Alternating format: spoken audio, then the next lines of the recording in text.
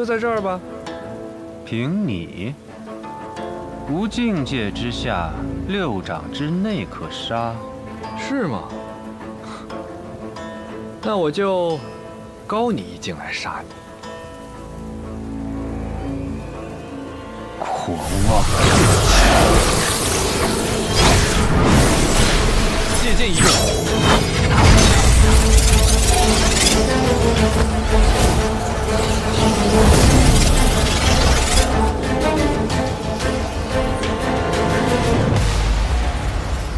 昔日仙人扶我点，我受了这长生。可你是个什么东西，也配来摸我的头啊？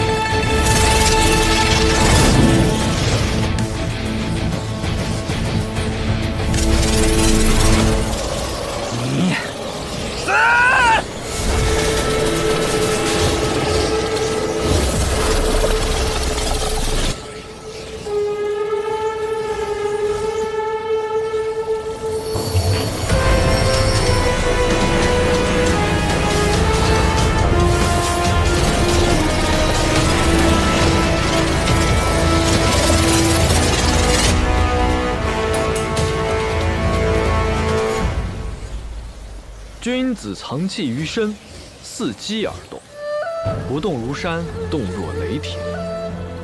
不愧是这山前书院的一代院剑啊！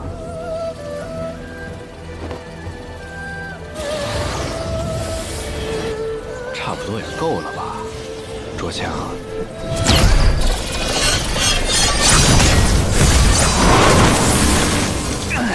师傅。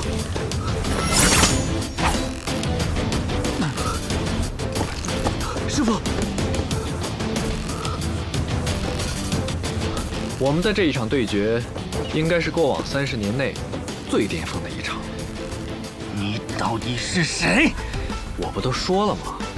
我叫南宫春水，是一个儒雅的读书人。不可能，我的境界！哎呀，怎么这么无聊呀？你们这些人怎么老爱说什么境界的？难不成我们交手还要先互报境界？你比我高，我就不打你，算你赢？也不至于吧。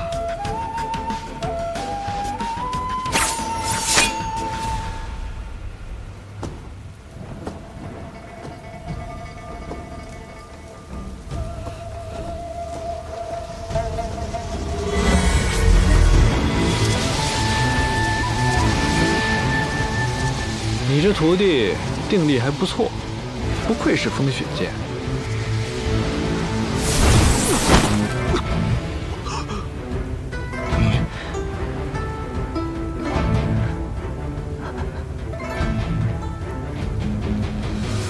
你是李长生？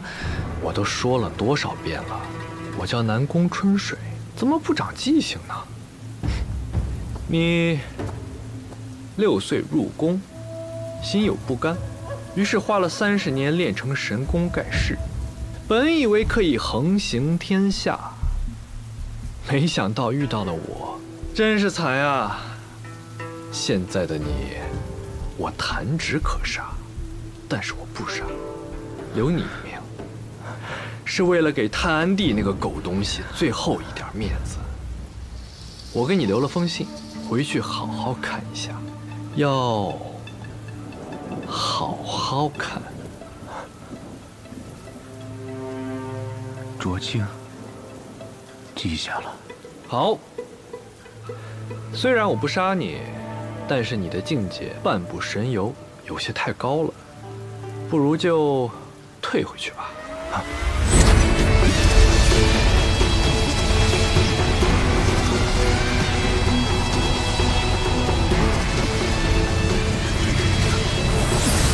师傅，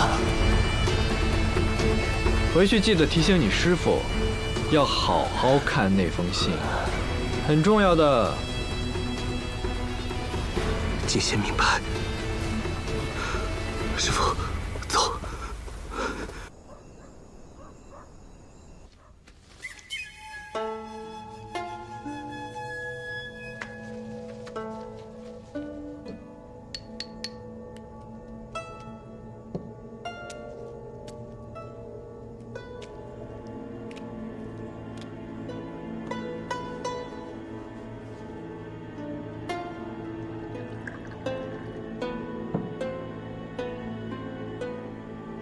比之前更完美了。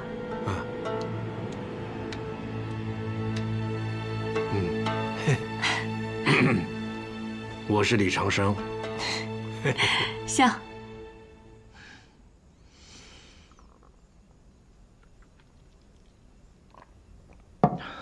爷爷，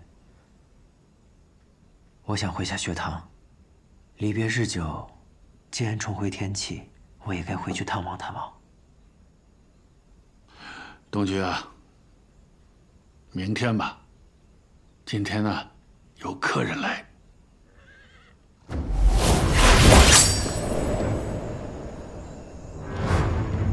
你就是百里东君，是又如何？东君，把剑收起来。卓亲公公，别来无恙。奴才拜见百里侯爷，托侯爷的福，还活着呢。不知道卓亲公公今天来找我有何贵干呢？这就说笑了，奴才哪有资格拜见您呢？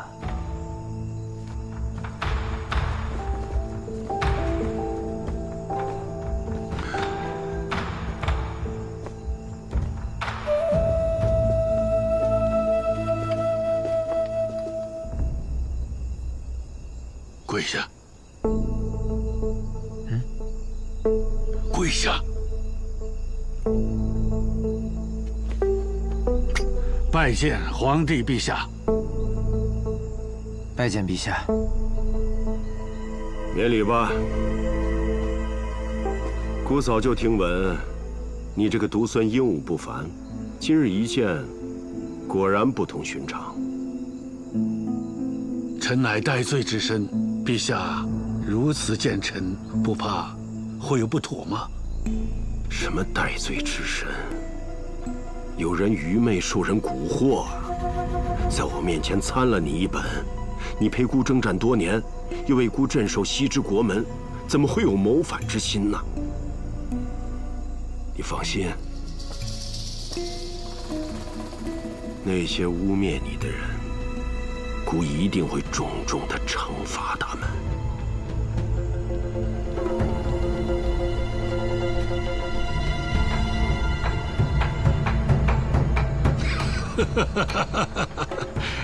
你呀，演得太假了。哎呀，你既然看破，何必这样说破呢？屋里谈。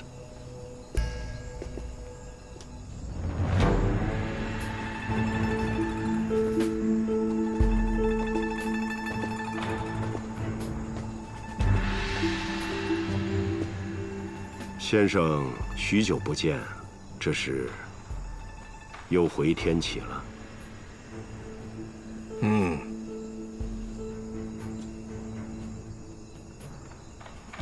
陛下请。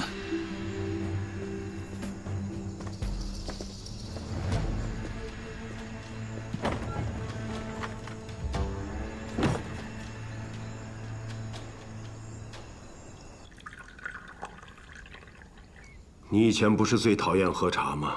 说人生美酒不行。好了，年轻的时候的确喜欢喝酒。喜欢它的原因是因为浓烈直接，但不知道什么时候突然间喜欢喝茶。茶虽然不烈，但是醇厚有回味。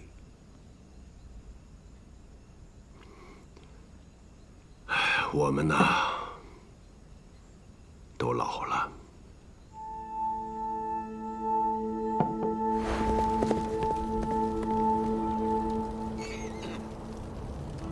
此番务必小心。放心吧，有我在，城不会破。你二人速速回去，温壶好酒，以酒待我，等我凯旋。上！大将军夜雨自恃功高，以权谋私，不敬圣人。有人检举，岂有通敌叛国之嫌？然念其昔年护国有功，超满门，族人流放，业与带走面圣。亲子。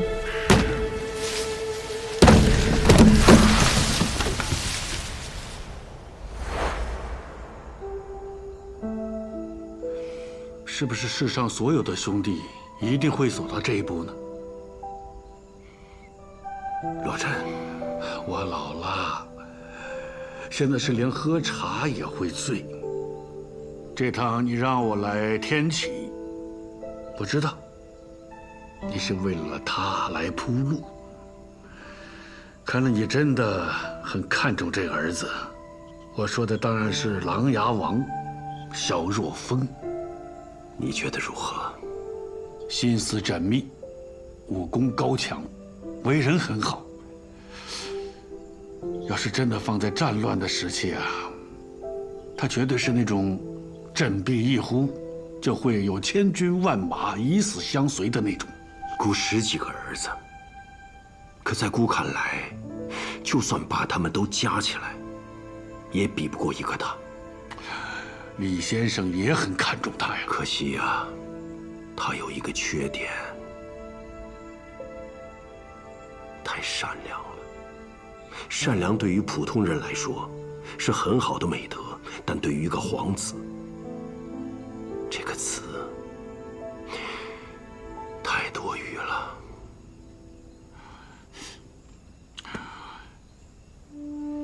之前啊，程峰代表镇西侯府和锦玉王还有琅琊王相好，但毕竟不是我来，你呀，就放不下这个心，就让我来天启走一趟，同时也让琅琊王一路相陪，因为你知道，只要是他，绝对是无论发生什么事情都会以死护我，毫无保留。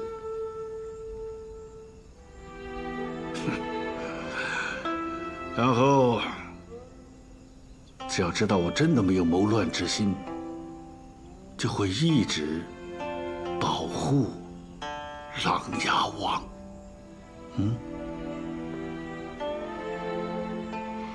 你懂姑，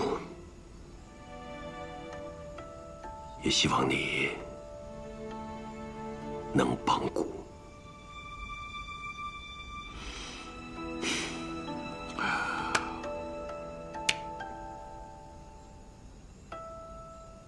我真的老了，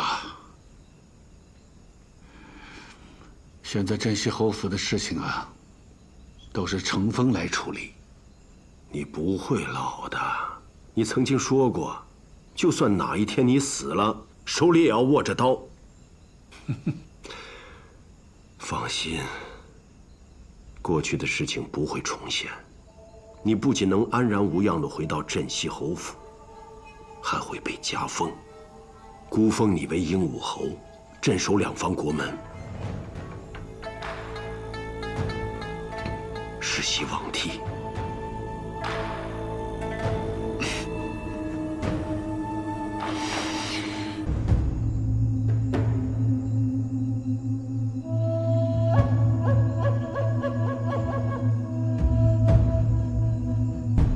许久未见，先生还是这么风采依旧啊。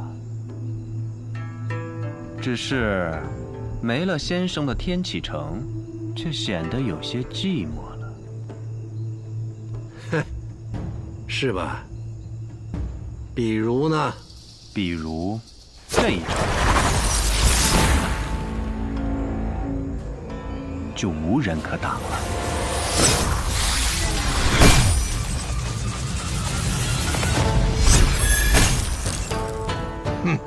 雕虫小技，有我这个关门弟子在，哪还轮得到我师父动手啊？这位公公，若是手痒痒，不如我来向你讨教讨教。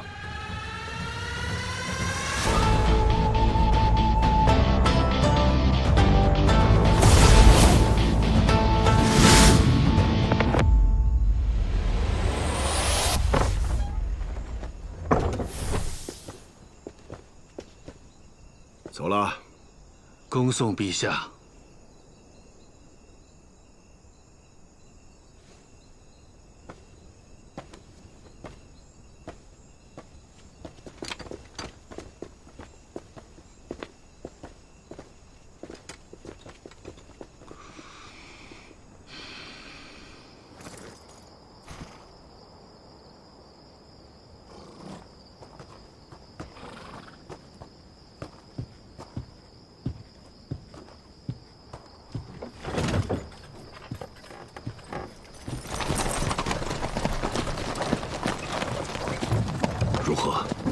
陛下，李长生离开了天启城之后，就再也没有人见过他。方才奴才在试探的过程当中，细细地观察了此人，无论是从声音、形态，甚至连说话的语气，确实跟李长生很像。只可惜，太像了，像得太过刻意了。奴才敢确定，此人不是真正的李长生。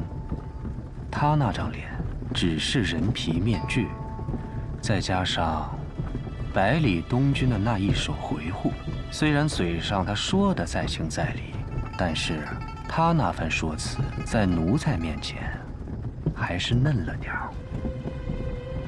那就好，如果李长生真的回来了，事情就麻烦了。百里洛尘的胆子比当年真是小了太多，竟然用假的李长生来恐吓蛊。那百里洛尘的那孙子呢？你方才似乎在试探他的武功，如何？此子无畏，假以时日，必成大才。倒不愧为李长生的关门弟子。古书中说，君子之泽30而战。这百里家倒是一门三代，一个比一个人才。只是朝中世家，兴亡3代太久了。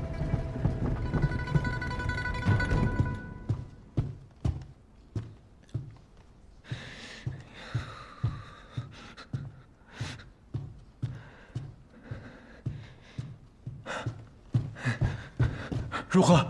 御史台那边怎么说？那边只传了4个字出来。你为什么关字啊？快说是。是，属下是言。御史台里说，此事难成。难成？难不成？难不成父皇不想杀百里洛尘了？不可能！当日本王去宫里求见父皇，跟他说百里洛尘谋逆的时候，他很支持本王的。怎么可能说变卦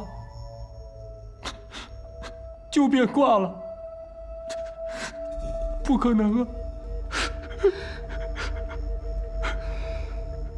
为何难成？那人不愿意说呀。不愿意说。我们亲王府现在还没有垮呢，他就这么急着跟我们撇清关系。那他当初拿银子的时候，他怎么不说不愿意啊？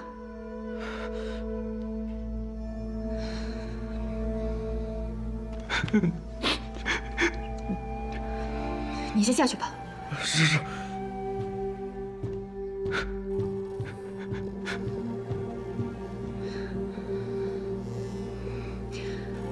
殿下，不可能！你怎么又来了？殿下，英大人，有客来。什么客都不见，滚！是。王爷火气这么大呀？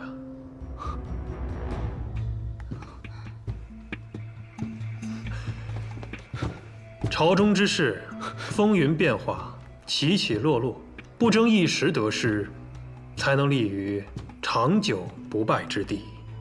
你终于来了。奴才见过殿下。终于等到你了。也是大姐觉得时机等到了，所以就让奴才来了。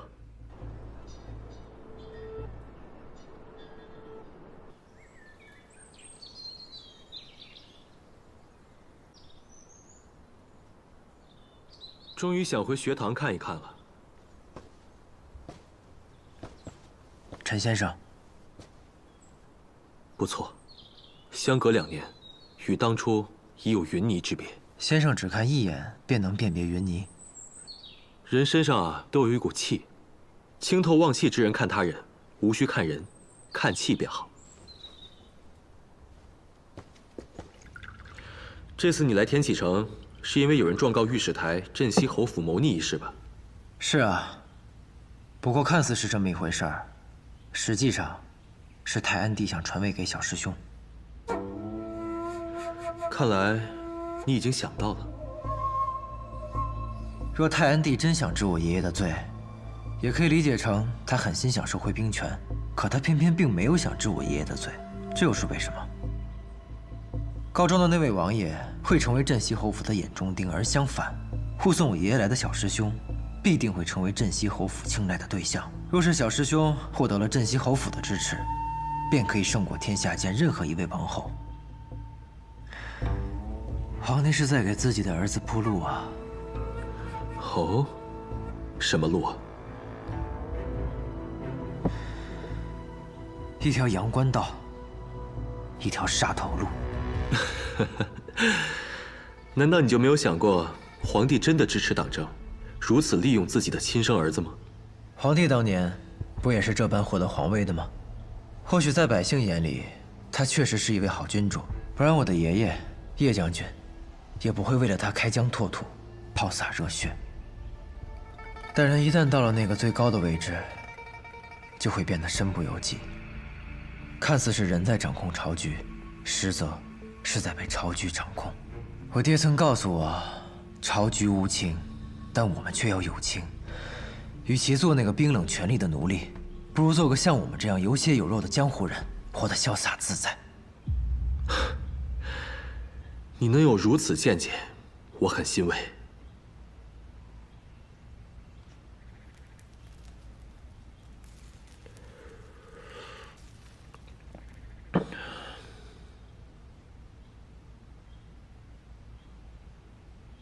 不过这学堂还是有些冷清啊，师兄们都不在了。这天启城的风向变了，留在这里，衣服总会脏的。雷师兄呢？他应该还在吧？雷梦莎确实没有走，但他被派去寻找景玉王妃易文君的下落了。易文君？他离开天启城了？他怎么走的？被劫走的。来的人武功高强，动作也很迅速，所有人都没来得及做出反应，人就已经离开天启城了。难道是云哥？来的人武功强劲，影宗宗主亲自出手都没能留下他。我猜应该不是他，但也必定与他有关，甚至易文君最后的下落，都必定是叶鼎之所在之地。此事，你怎么想？我总是觉得有些不安。自从1年多前，在天启城与云哥一别之后，便再也没有他的消息了。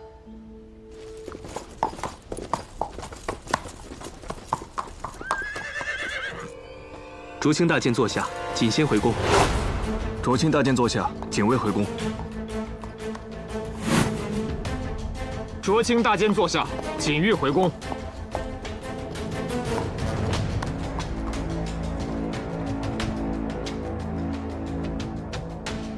这卓卿突然将自己在江湖上历练的几位大弟子都召回来，其中必有蹊跷。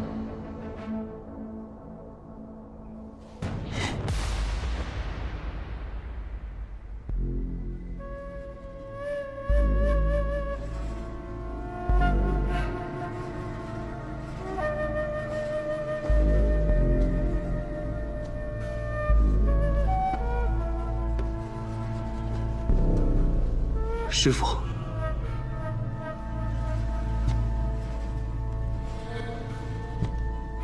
锦仙，你回来了。弟子不孝。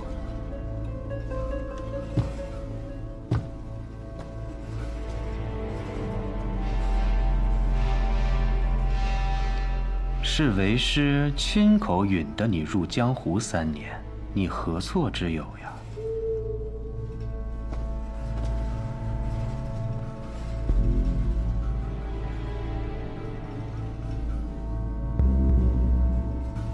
怎么样？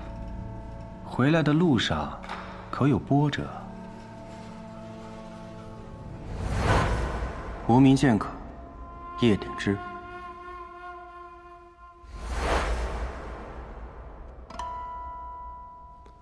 并无。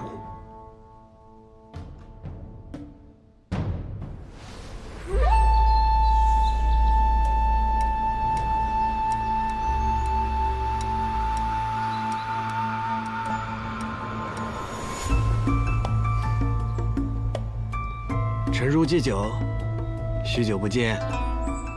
不对，你不是李先生。李先生唤我至此，是因为他的大春宫已到回春之时，如今应该是一副少年郎模样。嘘，小声点，不然得让他们听见了。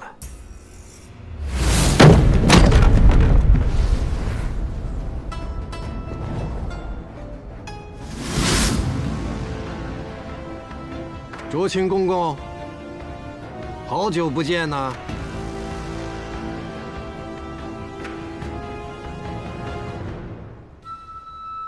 大剑忽然来访，有何贵干？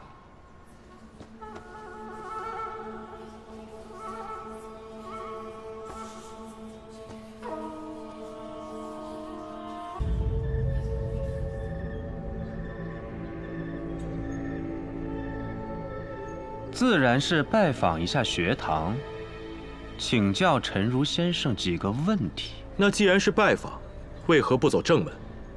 因为他们派人去杀东军了。这个天启城里面能够出手相助的高手并不多，最有可能就是咱们学堂，所以他来看着你呢。原来如此。但是他来错了，因为我也来了。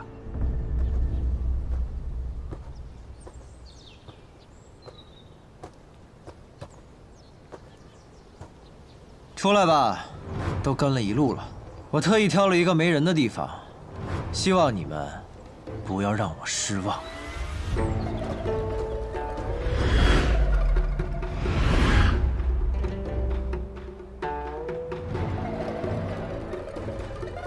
都自保一下家门吧，好让我知道我打的是谁。枭首9成，凤凰来仪。那你们知道我是谁吗？你少跟我废话，兄弟们，上！曾经的我，总觉得离那2字相距甚远。可上一次离开天启时，我持久登龙。这次回到天启，我刀剑双绝。我还记得我年少时的志向，也一直期待说出这个名号。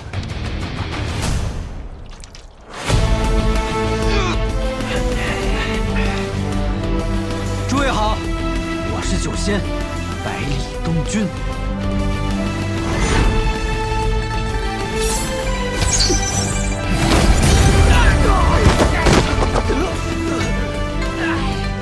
今日一战，九仙2字即将名扬天下。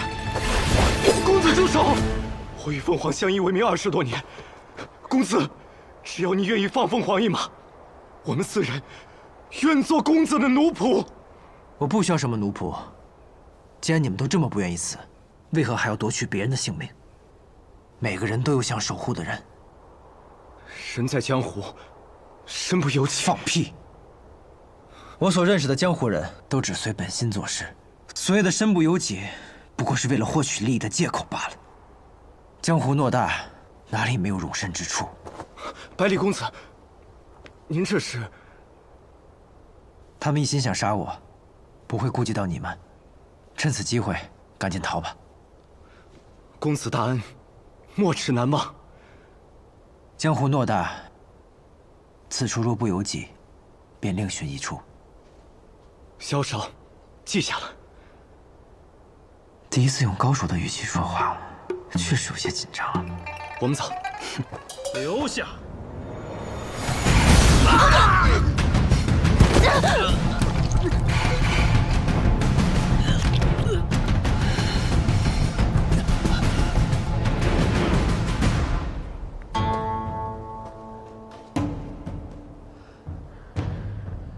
你们就是亲王找来的什么江湖杀手榜的杀手，竟是这般无能。本以为今日只需旁观一下，却没想到真要出剑了。不是说放过我们？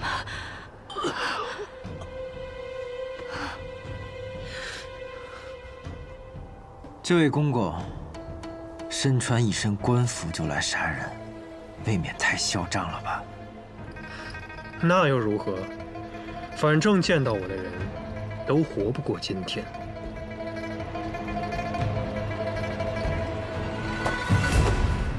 我与李先生同朝为官10余年，虽然见得不多，可是每次相见吧，我都印象深刻。你很像，但你不是。哎呦，这句话我怎么听得有点感动呢？哎，卓钦，你是不是觉得光凭一个陈如加上我一个冒牌货，打不过你们师徒二人啊？试试。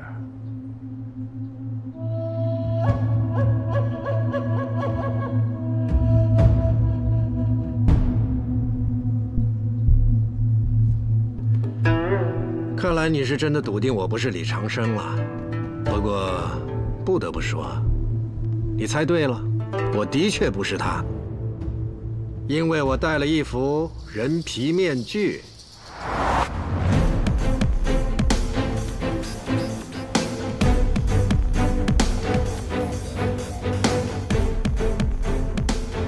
果然，你不是他。没错，我不是他。我叫南宫春水，是一个年轻的读书人。难道你就没有想过，一个假扮李长生的人，可能比李长生更厉害吗？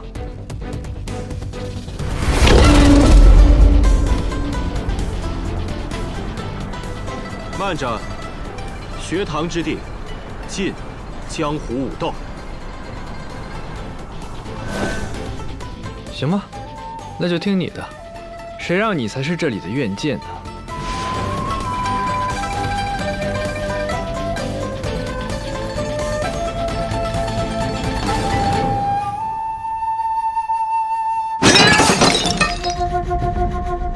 这就是什么江湖杀手榜的第4？嗯，本王花了这么多钱养你们，一帮废物，废物！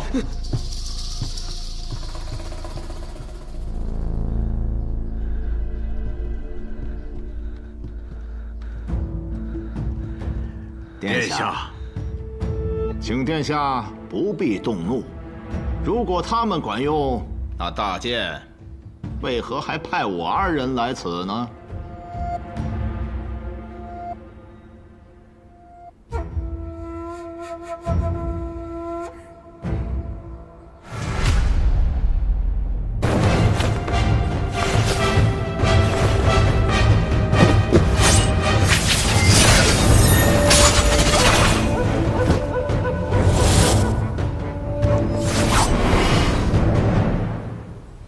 百里东君，你的剑法确实比我想象中要高。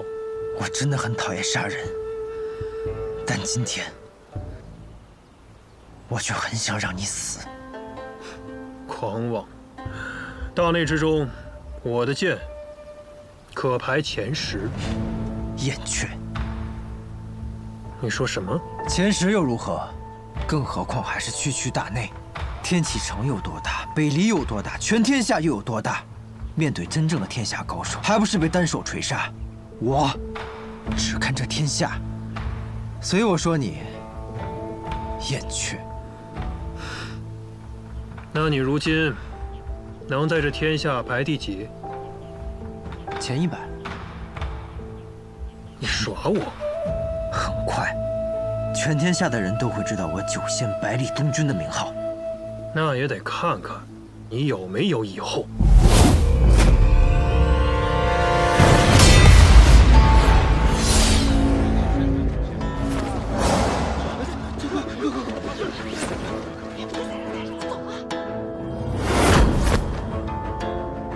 2位大人，这么着急，是要去哪儿啊？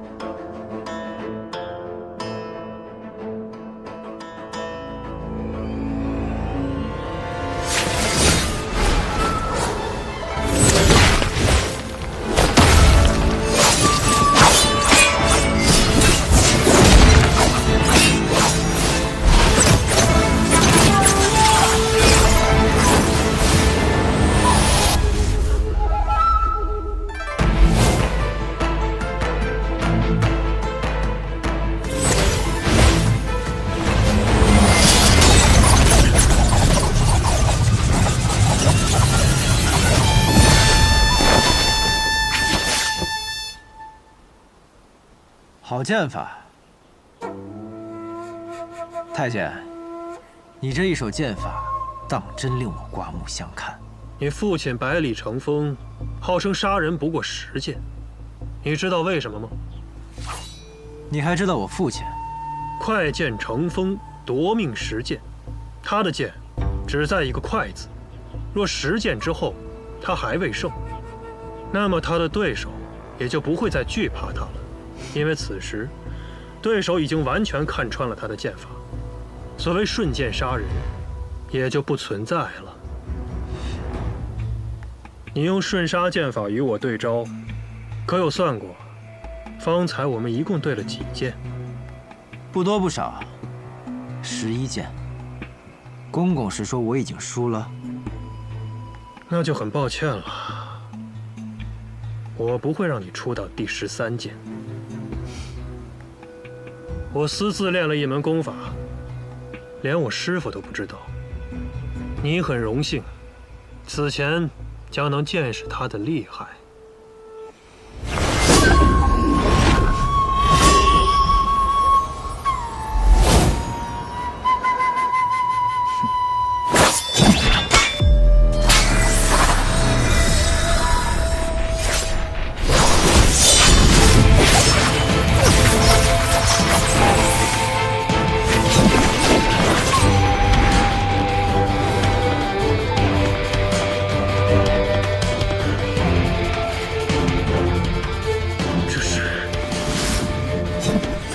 天下第一李先生所传，双手刀剑术。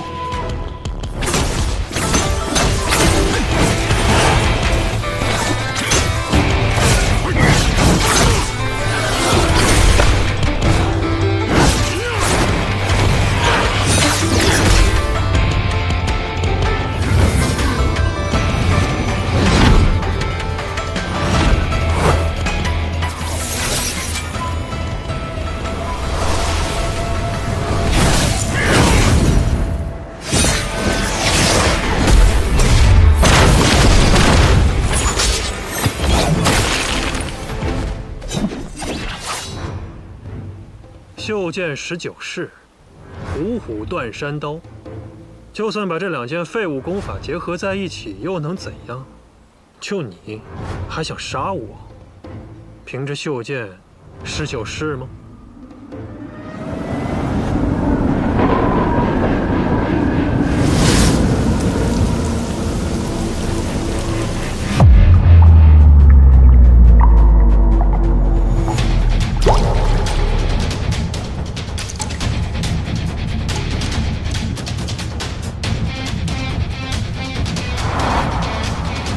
下雨了，认命了吗？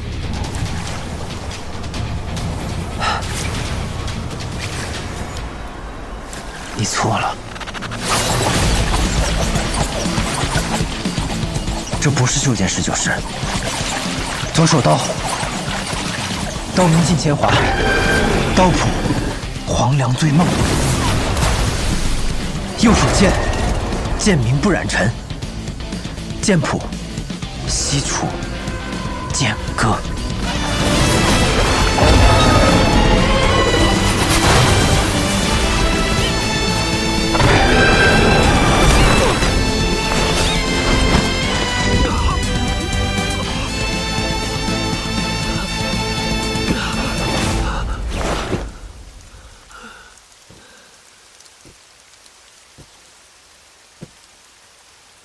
你看，连老天都要帮我，所以你现在明白，为何我看的是天下了吗？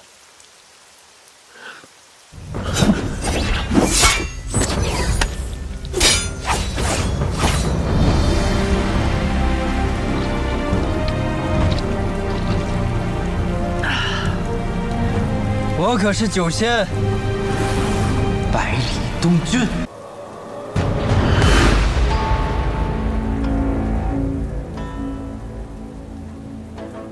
就在这儿吧。凭你，无境界之下，6掌之内可杀。是吗？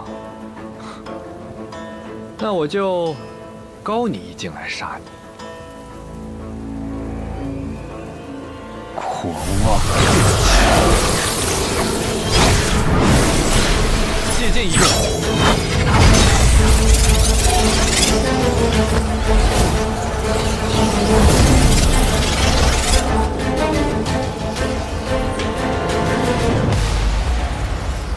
昔日仙人扶我点，我受了这长生。可你是个什么东西，也配来摸我的头啊？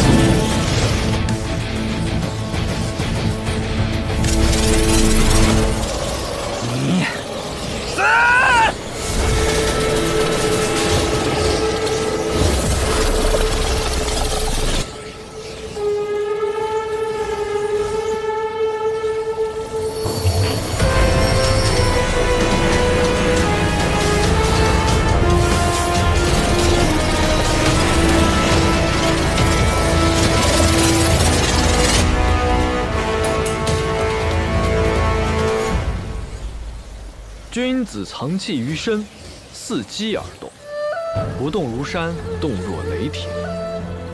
不愧是这山前书院的一代院剑啊！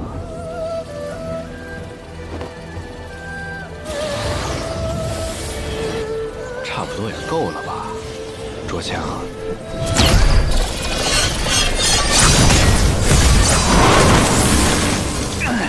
师傅。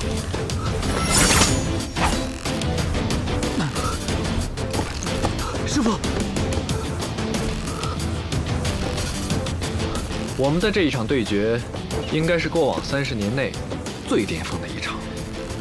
你到底是谁？我不都说了吗？我叫南宫春水，是一个儒雅的读书人。不可能，我的境界！哎呀，怎么这么无聊呀？你们这些人怎么老爱说什么境界的？ 难不成我们交手还要先互报境界？你比我高，我就不打你，算你赢？也不至于吧？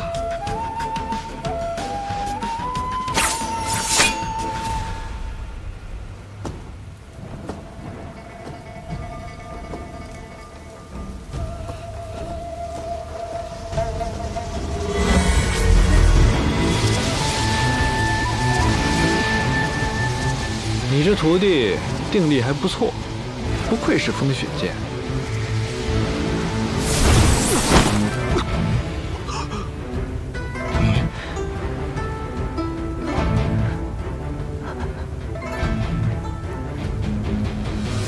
你是李长生？我都说了多少遍了，我叫南宫春水，怎么不长记性呢？你6岁入宫。 心有不甘，于是花了30年练成神功盖世。本以为可以横行天下，没想到遇到了我，真是惨啊！现在的你，我弹指可杀，但是我不杀，留你一命，是为了给探安帝那个狗东西最后一点面子。我给你留了封信，回去好好看一下，要。 好好看，卓清，记下了。好，虽然我不杀你，但是你的境界半步神游，有些太高了，不如就退回去吧。啊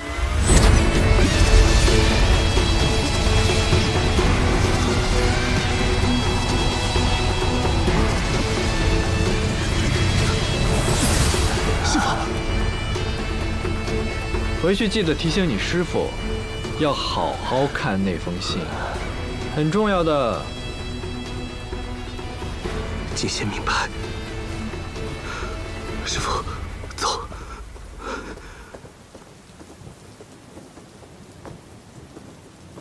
就那么放他们走了？这2个将来可是不小的祸害。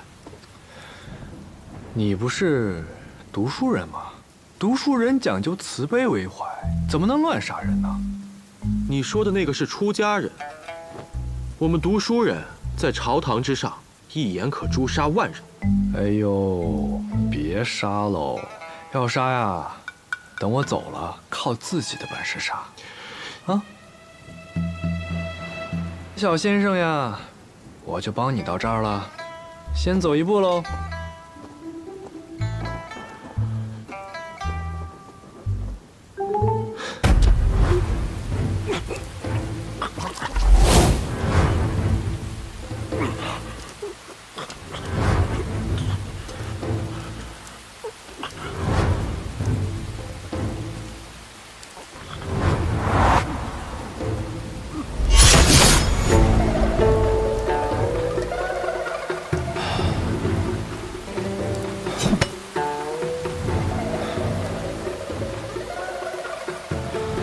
虽然是2个人，但却是很厉害的2个人。那废物也能找来这么厉害的帮手吗？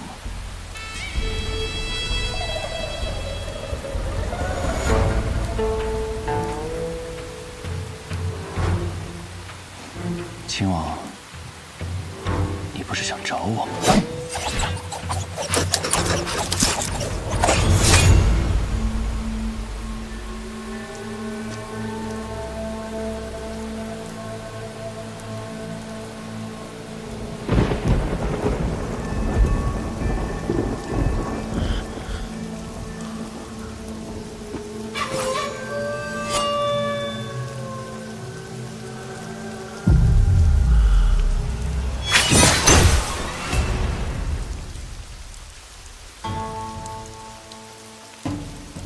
小公子年少有为，武功高深，在下佩服。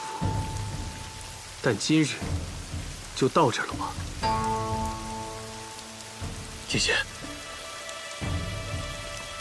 想走？问我吗？锦仙仍有余力，拼死一搏尚可未知。小公子再强，恐怕也没有把握敌过我们2人联手吧。与其鱼死网破，不如各退一步。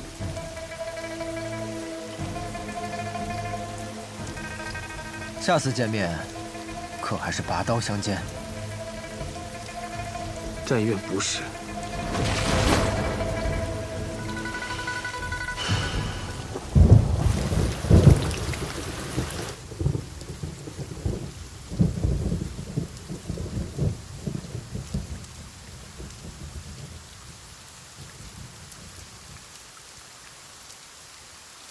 谁？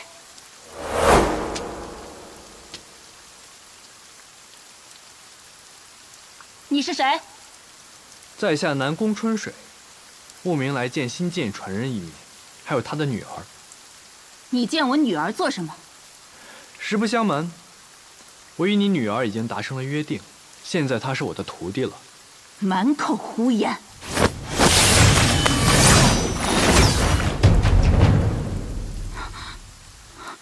我说的是真的，怎么不信我呢？娘亲，韩一，快回去！韩一，许久不见了。李爷爷，李爷爷，你怎么变年轻了？叫什么李爷爷？叫师傅。这。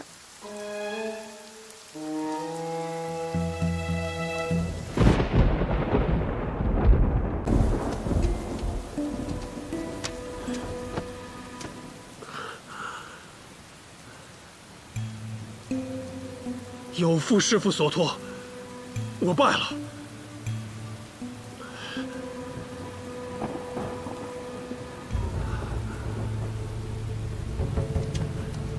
锦轩愿意受罚，请师父降罪。锦仙也愿意受罚。不用了。百里东军，此人以后不用管了。陛下那边我自会去解释。回去疗伤吧。这一次，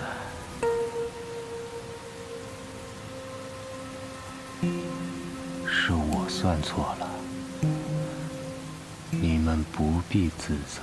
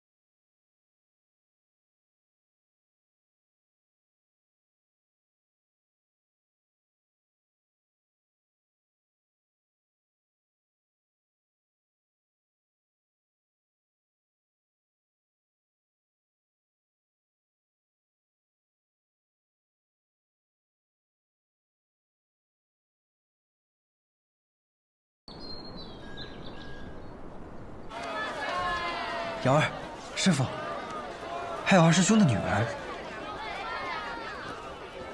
你怎么偷偷回来了？若不是先生回来了，谁来帮你解决那个最大的难题啊？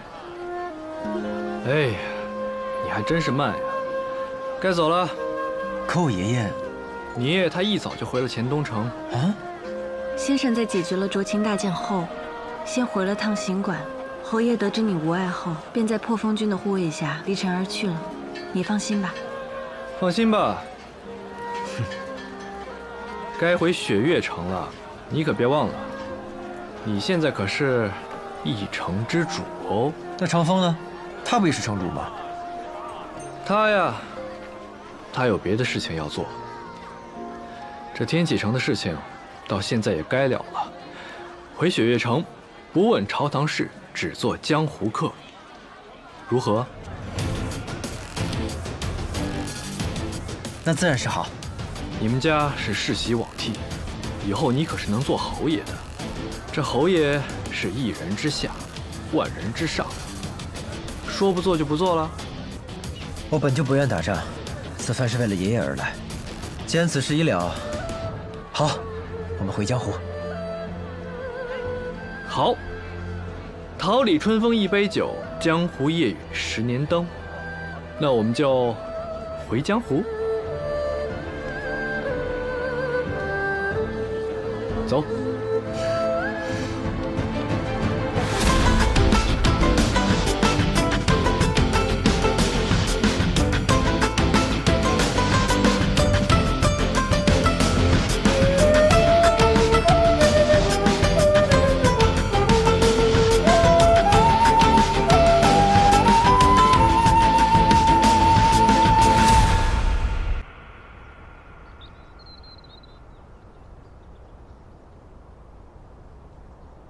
国师啊，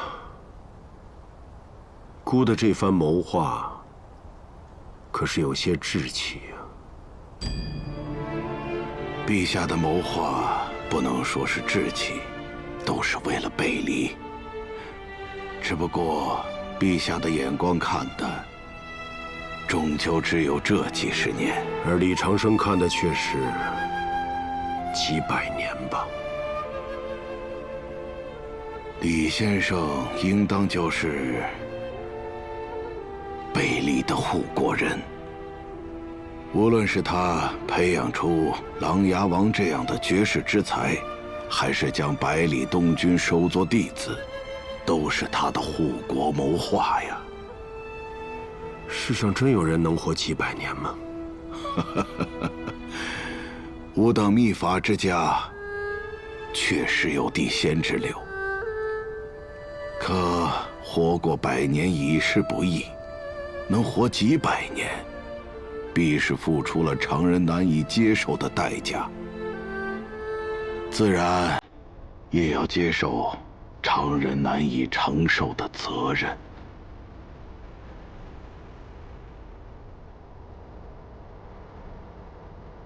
姑明白了。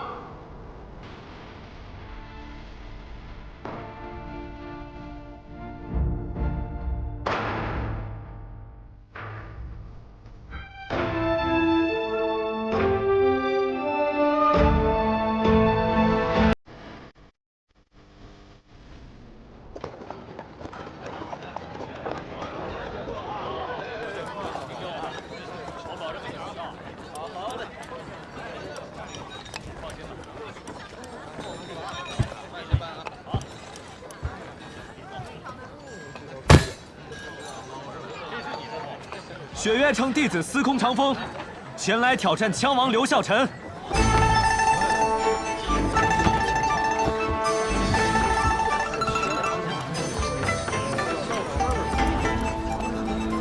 雪月城弟子司空长风，前来挑战羌王刘孝臣。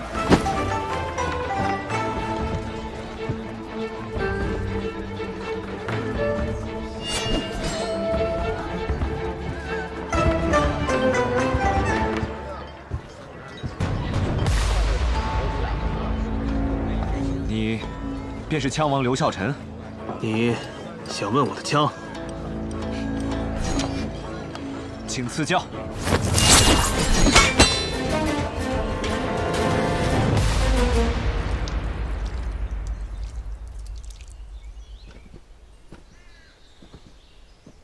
哎，师傅，你还没告诉我呢，你带二师兄的女儿出来做什么？来，重新介绍一下，这位就是你的二师妹。我南宫春水这一世啊，只收3个弟子。哦，难怪长风是雪月城的3城主啊，2城主在这儿呢。大师兄，真乖真乖。那这位呢，就是你的大师嫂。别理他，我叫月瑶。月瑶姐姐。哎，天杀的小肉蜂！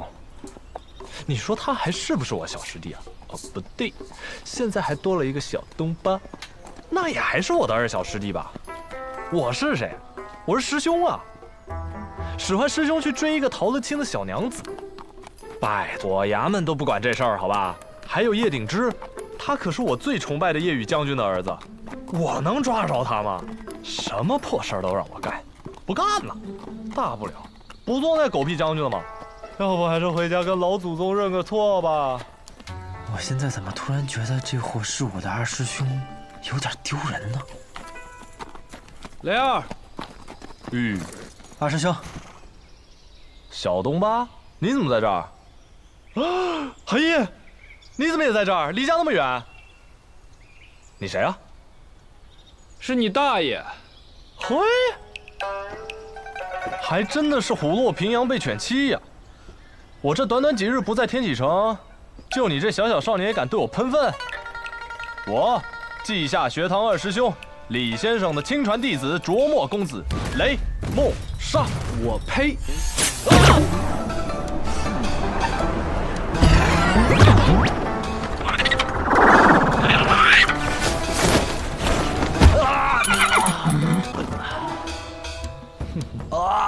李先生的亲传弟子，唧唧歪歪，唧唧歪歪的，琅琊王算个球，不服他打一顿啊！抱怨个啥？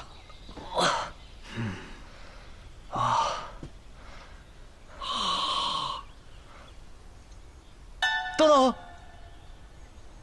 哼，师傅是吧？哼，不是你戴着人皮面具吓唬人干嘛呢？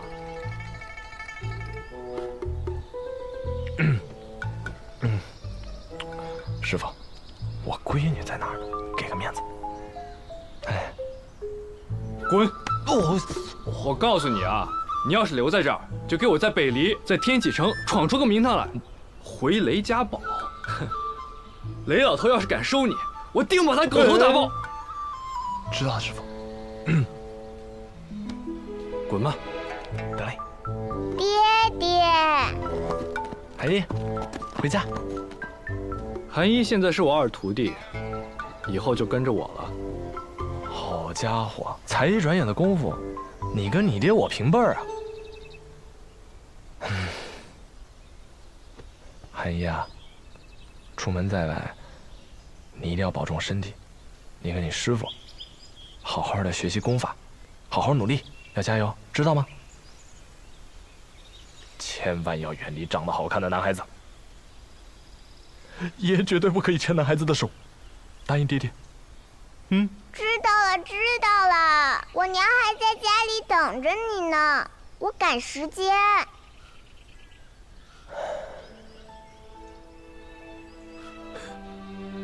好，走了。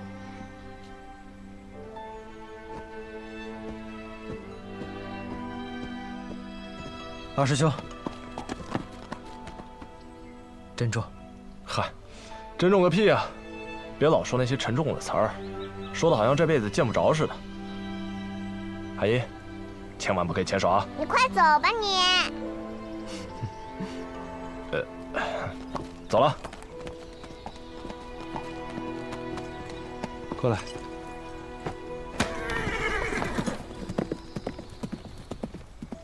哎，对了，师傅，小师兄呢？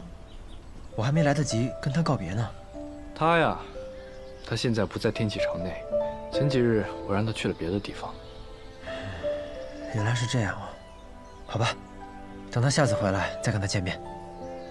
回呀，回就不回了。我们也就此别过吧。什么意思啊？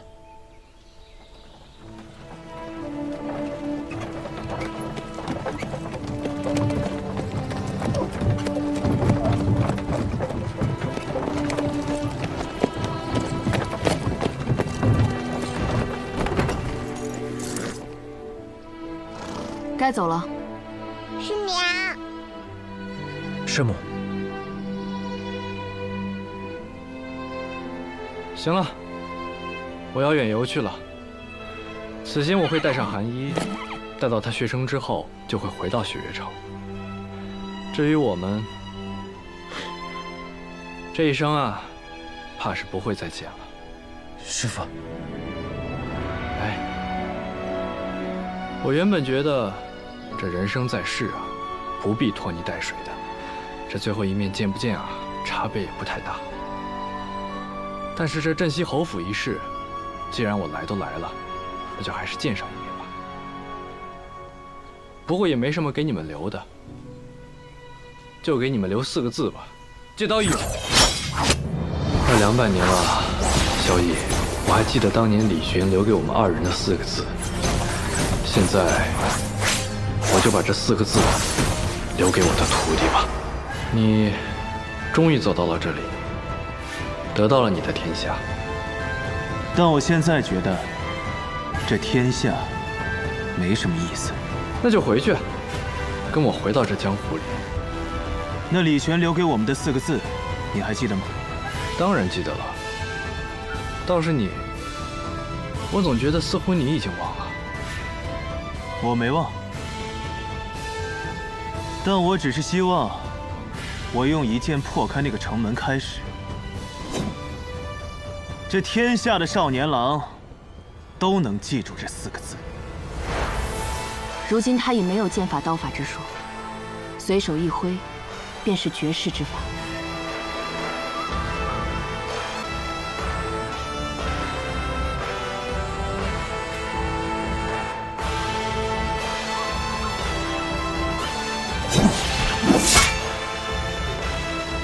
好了，启程。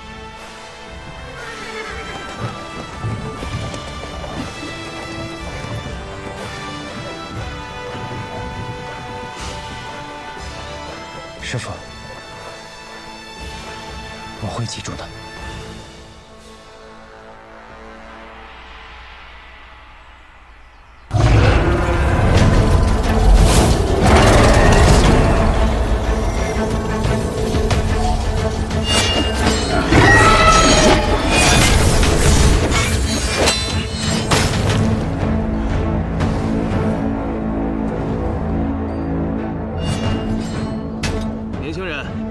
法不错，你叫什么名字？司空长风。你想胜过我，然后名扬天下？有这个想法。可我还不想让路。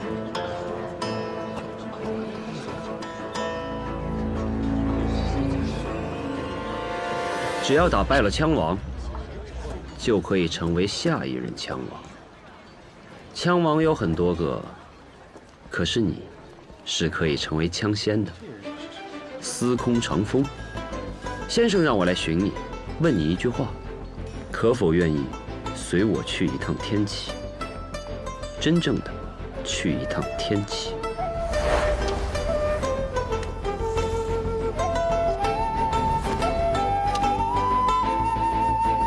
师傅，既然我回来了，镇西侯的事儿就交给我吧。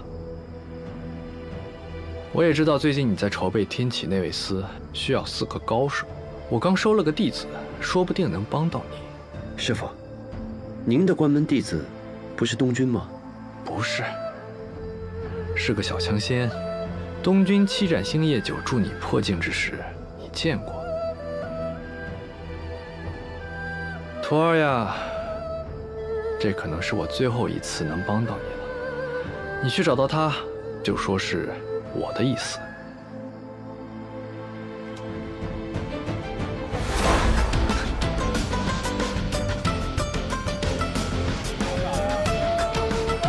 那边去吧。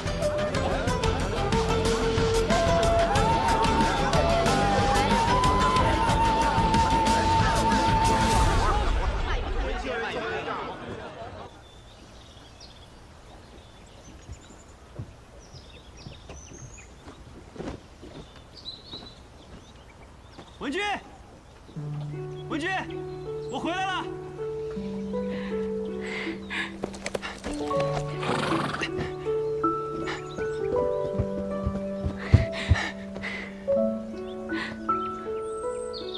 云哥，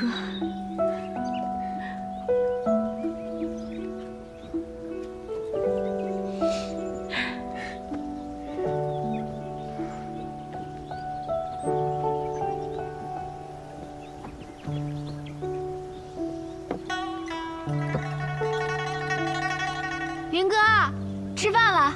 哎。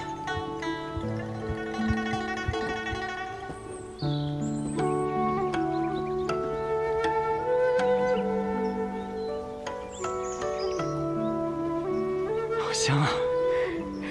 此次天启之行可还顺利？顺利，放心吧。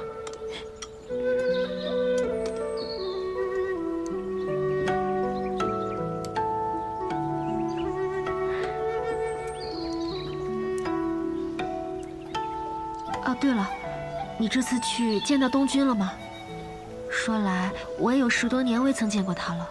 我是朝廷钦犯，现在情势敏感，怕连累他，就不见他了。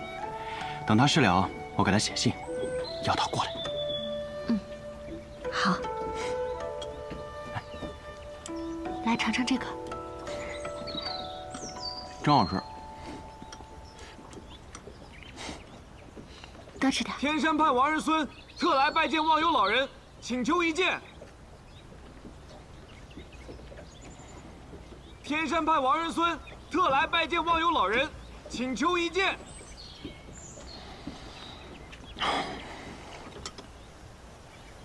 天山派王仁孙特来拜见忘忧老人，请求一见。天山派王仁孙特来拜会忘忧老人，请求一见。这位天山派的王兄弟，你来找忘忧老人何事啊？哦，是这样的，我呢修炼到了瓶颈，一时不能突破。听说忘忧老人修六法密通，境界高深，所以我想请他来替我指点迷津。就你方才吼那2嗓子，不知道的还以为你是来挑事的。哦，误会，我绝对没有不敬之意啊！不会是因为这个，所以忘忧老人他不愿意出来见我吧？忘忧老人没有不理你，他因是去外地与其他隐士郊游了，如今可能不在山上。那那怎么办？没事，他去的也不远，通常过几日就回来了。王兄如不嫌弃，进来吃杯酒，歇歇脚。哎，不嫌弃，不嫌弃，还望兄台你别嫌弃我才好呢。不知兄台怎么称呼啊？叶鼎之，天山派王仁思，请，请。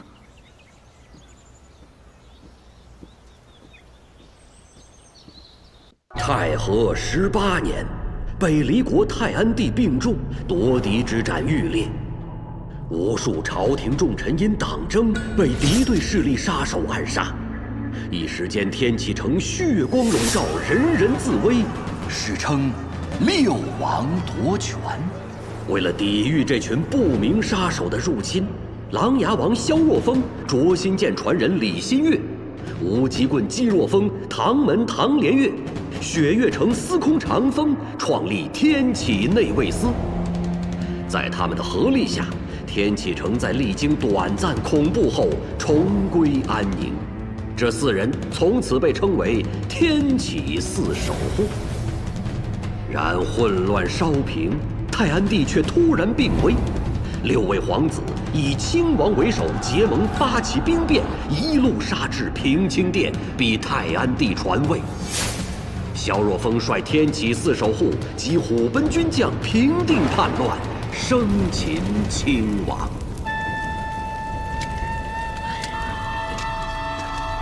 这边，看这个这儿。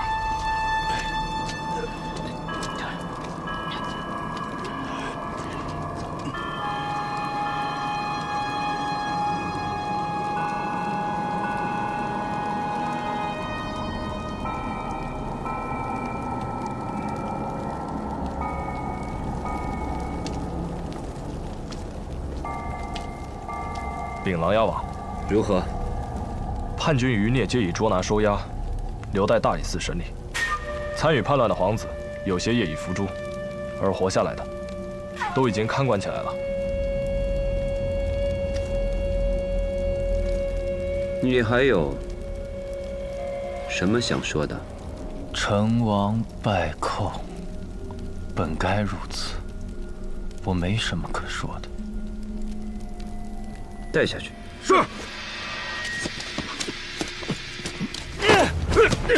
夜神，保护王爷。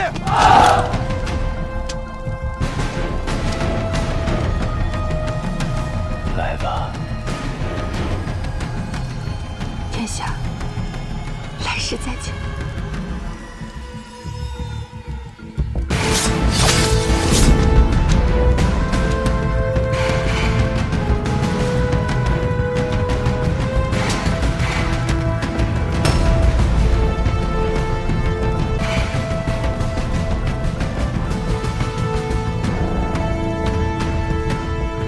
后葬吧。圣旨到。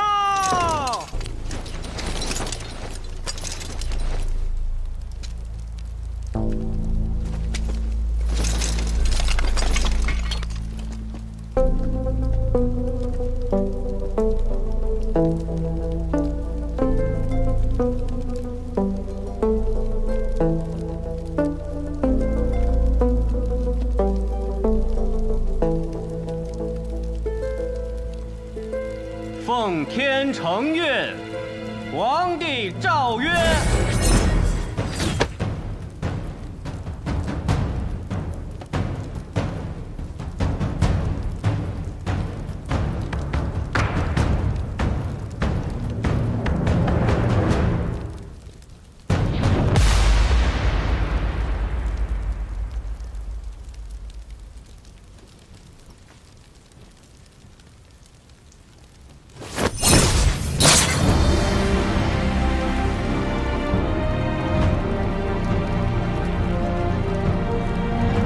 传位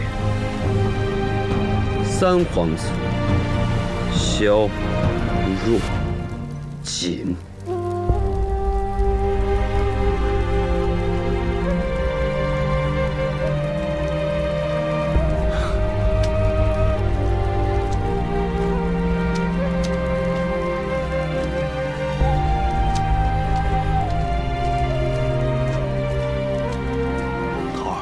为何主子不自己做皇帝呢？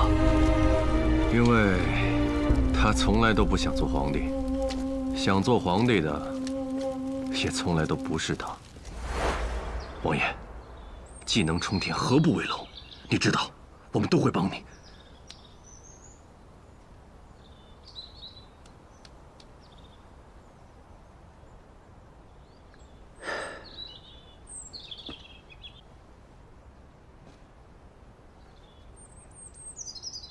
笑英啊，你知道吗？我年幼的时候，我的母妃不受宠，我们母子三人过得不太好。我记得有一年冬天，下了很大的雪，现在想想，都觉得真冷啊。我那时候年纪小，身体又不好，挨不过那么冷的冬天了，眼看着就要不行了。我母妃的陪嫁丫鬟用命请来了太医，太医来了看我这样，就知道我家不受宠，就不想治了。那时候我记得，我哥哥就那样跪在雪里，给那个太医磕头，求他救我。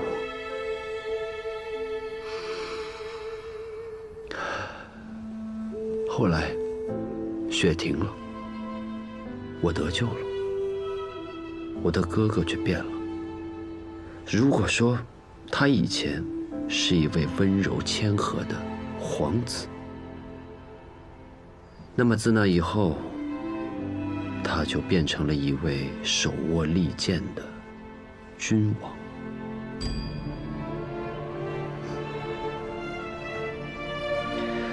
出身皇家非我所愿，如果可以的话，我也想像我的师兄弟一样，一人一剑，肆意江湖。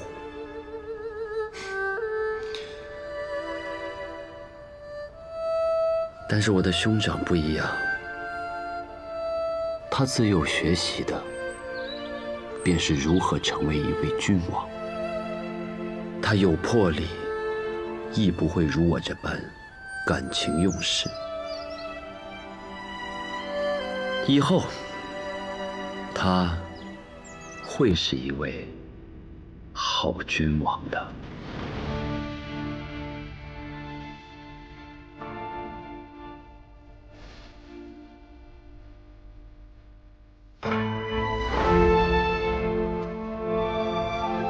新的一年来了，不知会和旧年有何区别？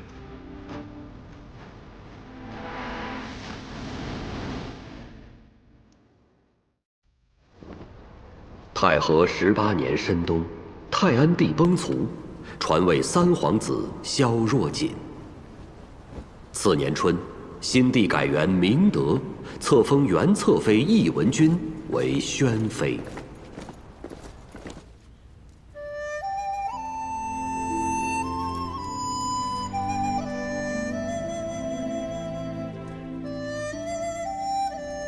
兄长册封宣妃，可是为了掩人耳目。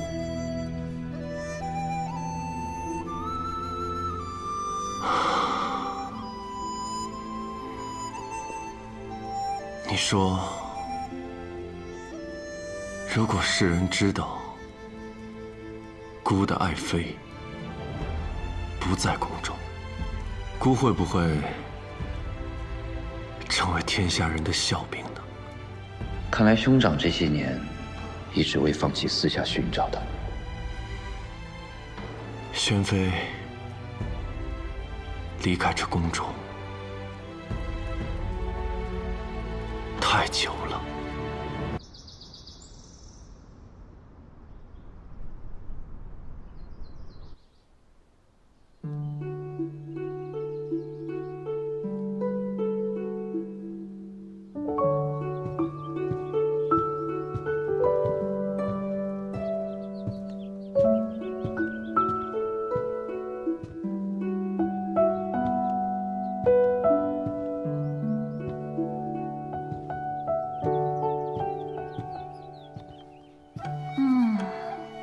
还睡啊？别睡了，今年的舞榜要颁了，你期待自己的名字在哪儿？瑶儿，我已经连续3年入良玉榜首甲了。算上季若风可以给我吹的那2年，一共5年了。今年怎么也该冠绝了吧？冠绝？吹牛。我离开黔东城前往天启的时候，这天下间也没人会想到我能入良玉榜吧？旁的不说，就连我爹娘都不信。所以说，这世间上的事儿，本就只怕不敢想。更何况，我还有一个口气比天还大的师傅。我这个做徒弟的呢，不过是想与山比比肩罢了，很正常嘛。瑶儿，你知道吗？有时候我甚至是觉得天下第一，他就在那儿等着我，不是我在寻他，而是他在等着我。以前这种话，你只有在酒后才说得出来。几年游历，天下广阔，酒在我心中了。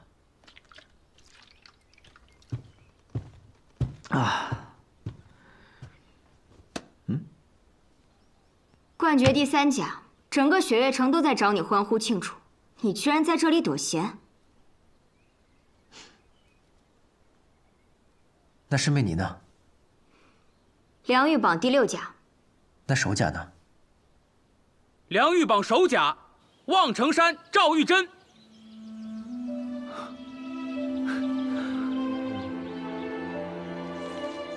二师兄，我跟谁都没打过，我怎么就成第1了？从最年轻的良玉榜入榜者，成了最年轻的良玉榜榜首啊！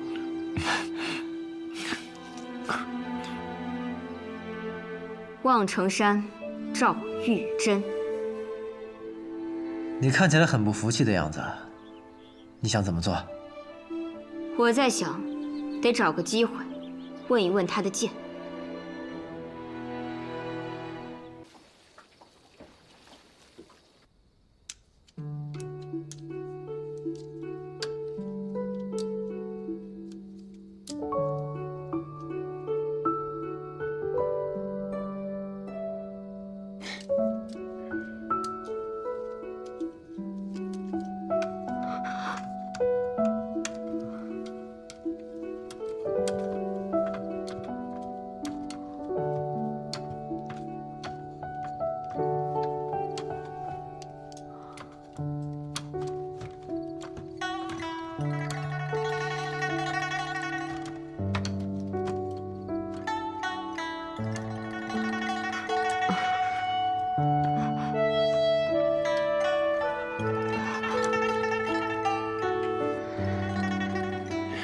哎，文君，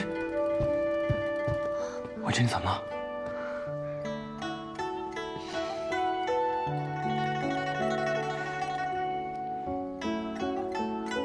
没事吧？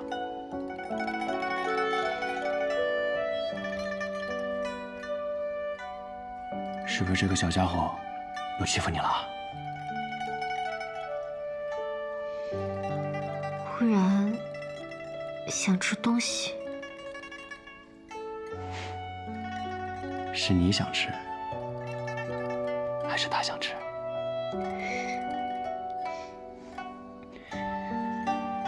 小家伙，以后就算肚子饿了，不能提你娘亲的肚子，听到没？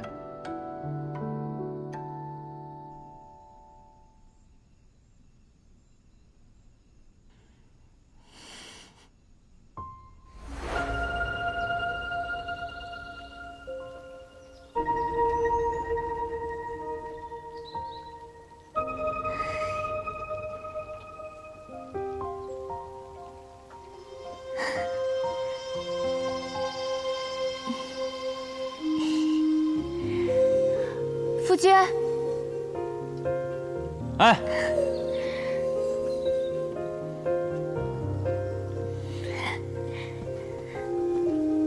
夫君，这是我新给你绣的荷包。好看吗？娘子的绣工越发的好了，比你小时候送我那个要精美上不少呢。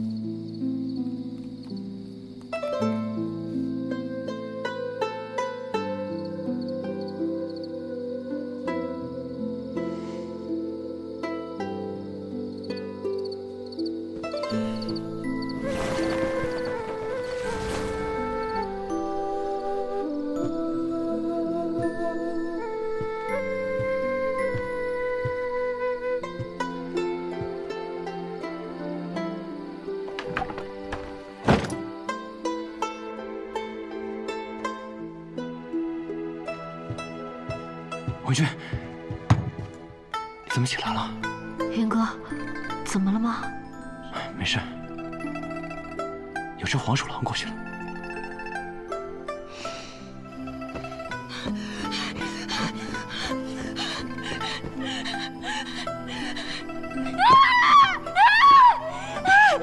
叶景熙，叶文熙，叶景熙，叶文熙。你先休息一下，我去给你们做碗面。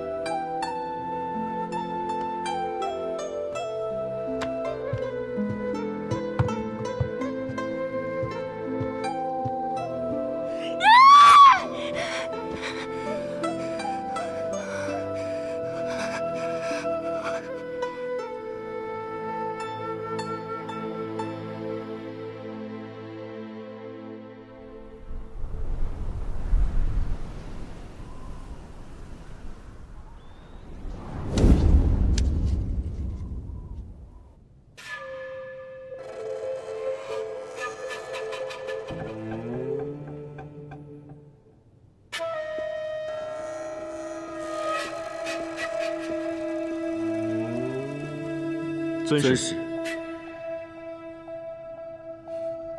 尊使，您在看什么？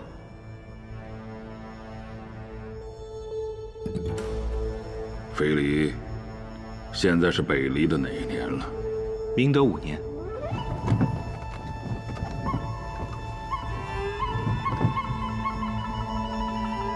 姑苏城外草庐里那个孩子，如今也有2岁了吧？非礼。你怎么看？回尊使，若不是您按着，我早就去那姑苏城外了。飞展，你又如何？谋定而后动。你们2个虽为兄弟，性格却不一样。一个做事从不考虑后果，一个则是想明白了才动手，总是错过时机。尊使。可是有了什么谋划？是时候了，去找月清吧。二小姐，女人的嫉妒是很可怕的。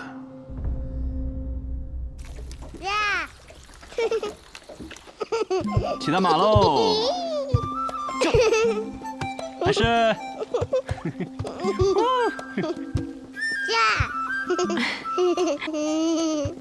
这，慢点儿，叶兄弟，小安是看王叔叔给你带什么了？过来，过来，过来，过来，过来。看这是什么？喜欢吗？送给你了。谢谢王叔叔。王兄，什么事儿啊？这么开心？小炸。哎呦，差点把正事给忘了。今天我路过茶寺，你猜我听到什么了？你的好兄弟百里东君，他现在可厉害了。啊，不过这可不是重点，重点是他现在正在世外之地雪月城。我知道你一直想去找他，但又碍于你的身份，害怕给他带来麻烦。但是现在呢，他无牵无挂，你可以放心大胆的去找他了。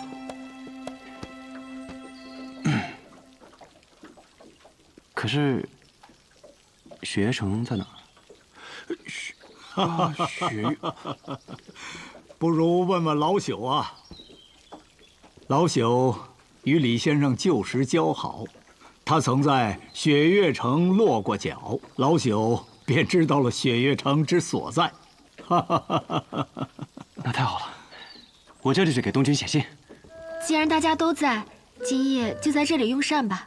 我去给大家做晚饭。不用了，昆仑饮会就要召开了，老朽受邀与会，马上就要启程了。我也是。这次出来的时间有些久了，师门有意，命我即刻回返。至于饭嘛，就不吃了。小安氏，叔叔要走了，你要乖乖的听话，听到没？等叔叔有空了再回来看你，好不好？说话算话。说话算话，来公。来公，来公，说话算话。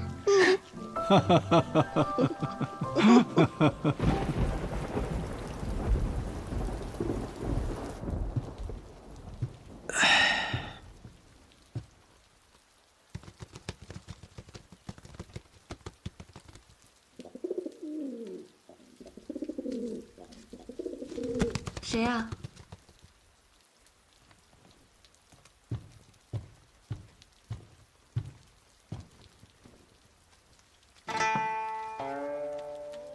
吾有东君，为兄在姑苏寒水寺下结庐而居，妾与文君育有一子。余年少节忍，如今重拥佳人，安稳幸福，暂消仇恨。今闻东君于雪月城，特邀你前来一聚。兄叶云，怎么了？是云哥。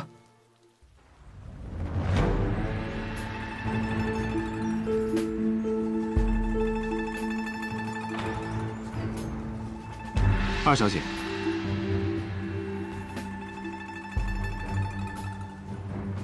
叶鼎之下山去了，忘忧也不在山上。我已经对易文君下了散魂香，现在的他应该会想起很多不愿记起，也不愿面对的事情。吾想使这香送得恰到好处。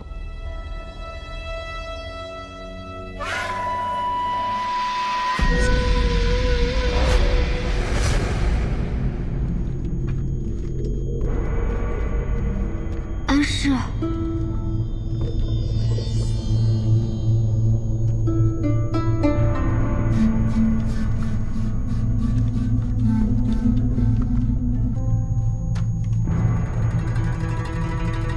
娘亲，我不是你娘亲。不，你是。师兄。他是萧雨。不，他不是。他是萧雨。他不是。娘亲。云儿。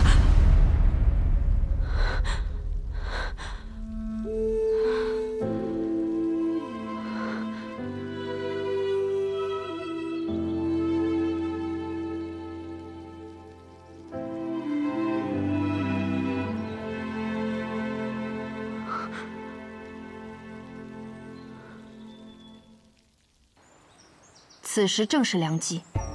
破关，你曾同羽生魔4家奴救出过易文君，有你去，再好不过。等我消息。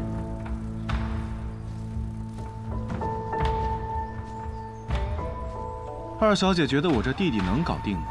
毕竟，您和吴相使的这场棋局，一步接着一步，一环扣着一环，只要走错其中一步，一切可就无法挽回了。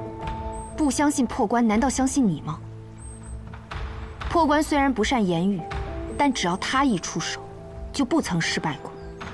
唉，人呐，果然是长得老实一些，话少一些，更容易让人相信呢。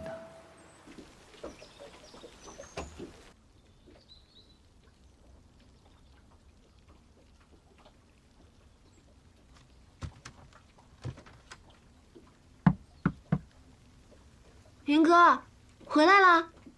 易姑娘，是在下。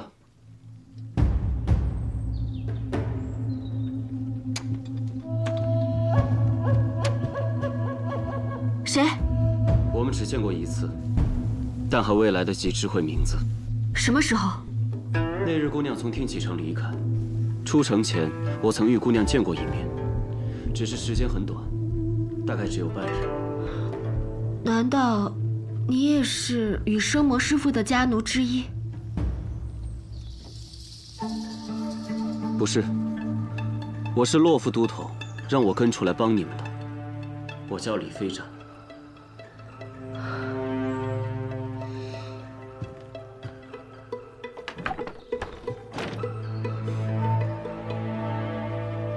还好你长得很好辨认，不然只见过一面，我还真不一定记得你。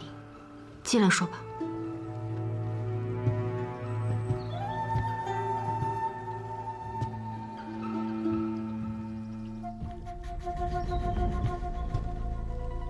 你来是有什么事？原来易姑娘已经有了一个新的孩子。你这话是何意？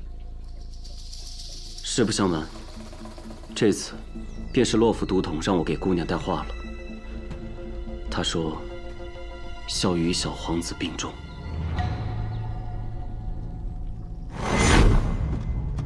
娘亲，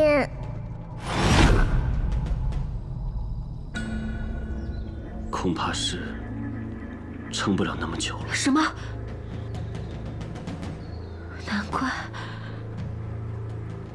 难怪我会忽然梦见他。副都统让我问姑娘，要不要回去一次，再看孩子最后一眼。他会安排好一切，让姑娘悄悄地入城，再悄悄地离开。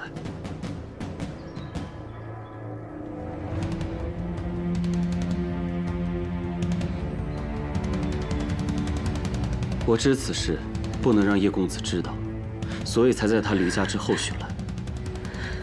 去与否，皆凭姑娘决定。洛夫都统也是不想姑娘因此错过，后悔一生啊！若是怕叶公子担心，且留书一封给他便是。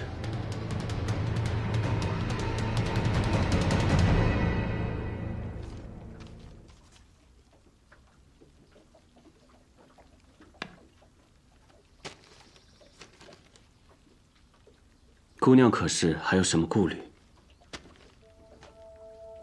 安氏一个人在这儿，我有些担心。叶鼎之何时回来？看这天色，应该是快要回来了。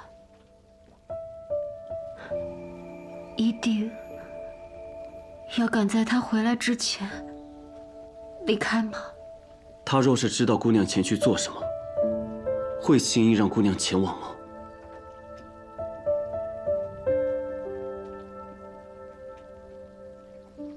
罢了，我已知道姑娘的决定，那便如此吧。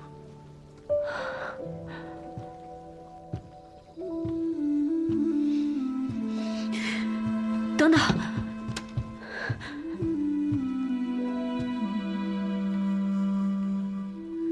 让我再想想。易姑娘，不是属下不愿意等，只是那小殿下的病，恐怕等不了姑娘这么久了。若是真的不好，飞展还需尽快回去，帮助副都统料理一下小殿下的后事啊。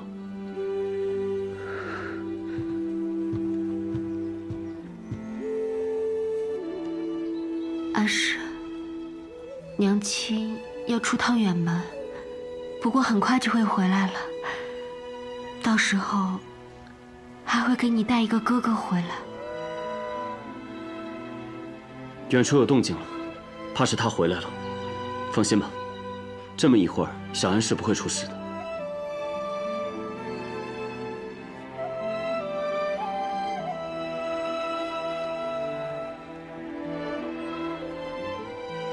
走吧。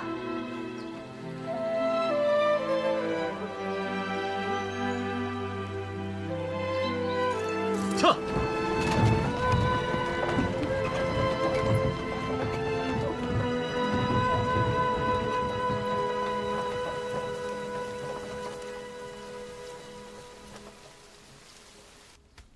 我回来了，娘子。哎呀，我早都想回来了，可是张屠夫说呀，今儿杀了猪不带毛，非让我留下来喝一杯。我这喝一杯就喝一杯吧，他喝着喝着又唠起了自己病死老婆的事情。娘子，我给你买了最爱的糯米团，还有桂花酿。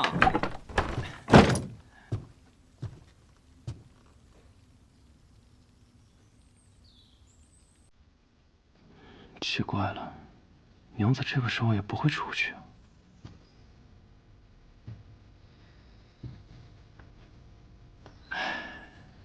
安是醒了？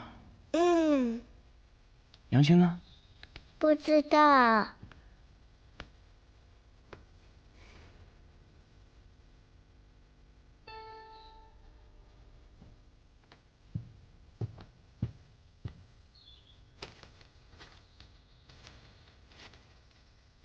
吾夫夜云，吾近日常有噩梦，梦及吾与萧若锦之子萧雨。梦中萧若锦因吾之故迁怒于他，对其百般折磨。吾心中不忍，恰逢师兄派人前来，预祝吾将其从天启城中带离。吾惧你不允，私自上路，还请勿怪。不日将归，勿念。你说，叶鼎之看到信后会如何？草庐会再踏一次吧。因为不管什么原因，叶鼎之知道，他回了天启，就回不来了。叶鼎之一定会像发了疯一样赶去天启城吧？所以我们要在这里拦住他。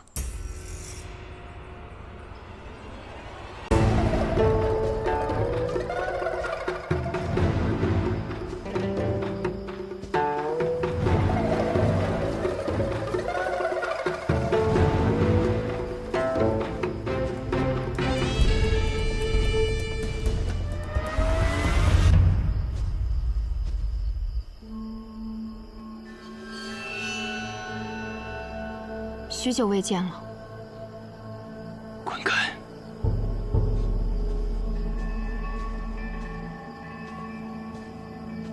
好大的怨气啊！我可是赶了很远的路才到这里的。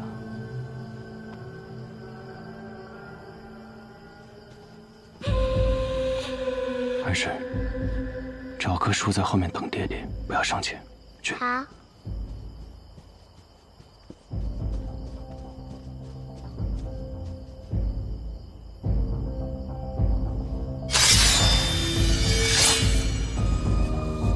说了，滚开！哟，真生气了。好啊，那你就拼尽全力来杀我吧。只要你能杀得死我。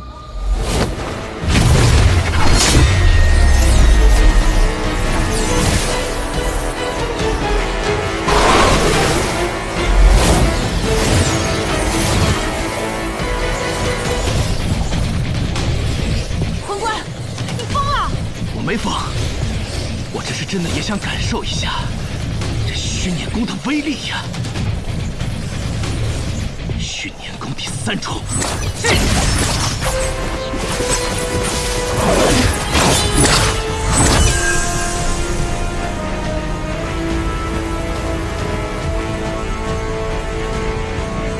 不如你，没有什么天生五脉。我苦修这么多年，虚念功也不过才修至第3重，可就凭这第3重，足够我今日把你打趴下。生死印，真当自己是判官，能定我的生死？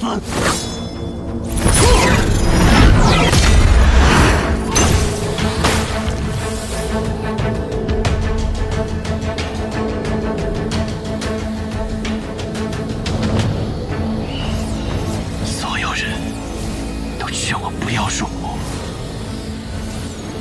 可这世道只要逼我入魔。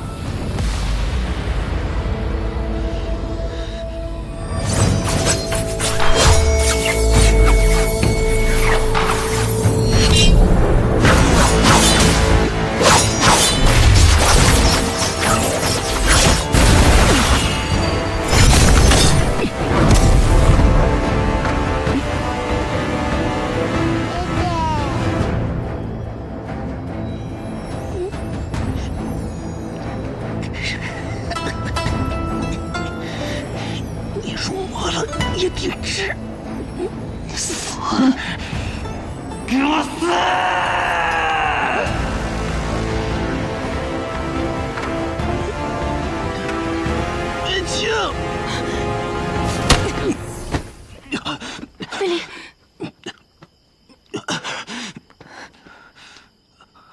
还好，只是断了几根经脉。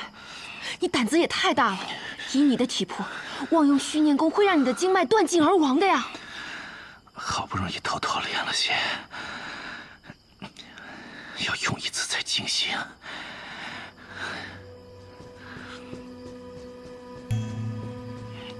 爹爹，爹爹，你们是爱我，爹爹。错了，小子，你爹走火入魔了。现在只有我们才救得了他。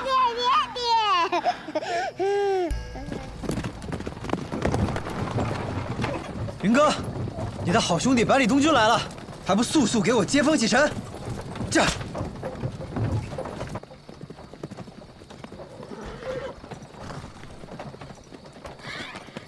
吁！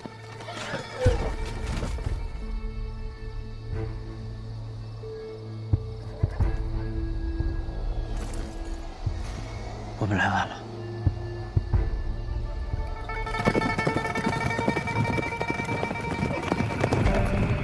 驾！吁！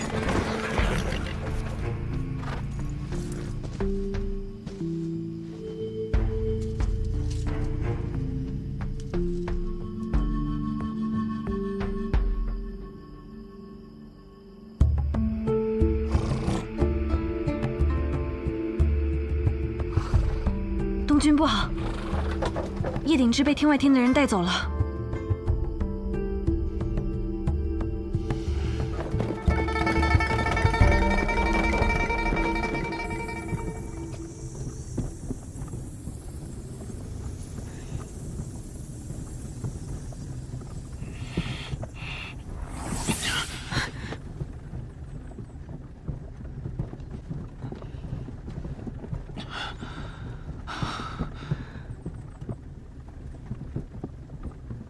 我已经把体内的3重虚念功尽数传给他了。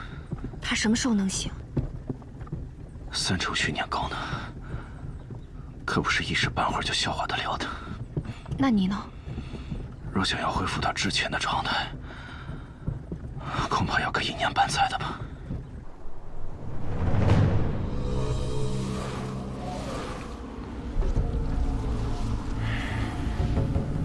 该死的李长生！当日暗中究竟对我做了什么？为什么我的伤势还不见好？怎么了？无作事，有从天外天来的人，快要进宣城了。来的人是谁？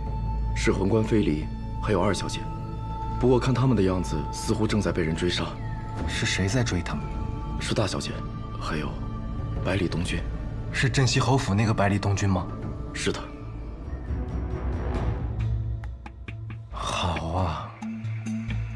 很好。我正想要去找他呢，当日在天启城没能把他杀了，让李长生那个混蛋折磨的我好苦啊！驾！瑶儿，前面有一座城，我感觉他们硬是往那座城去了。宣城。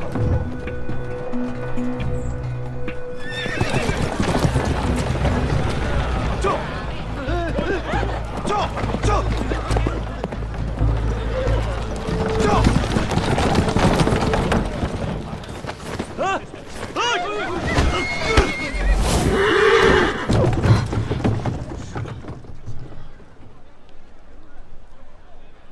怎么了这是？这是没事吧？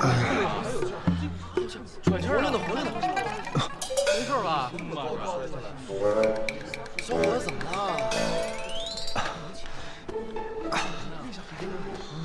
好痛啊！粗鲁，你还不快让开！想死吗？这位小友，此行可是往北呀？关你何事？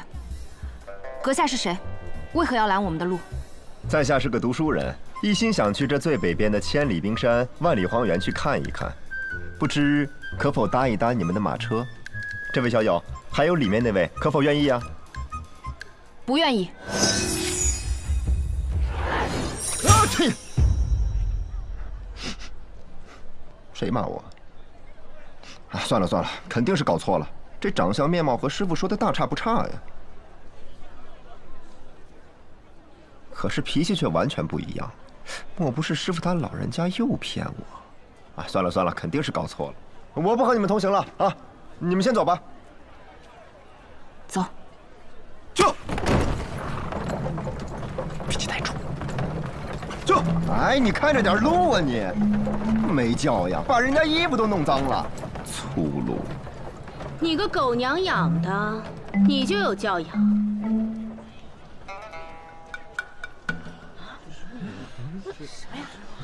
欠老娘1个月的酒钱，每次都赊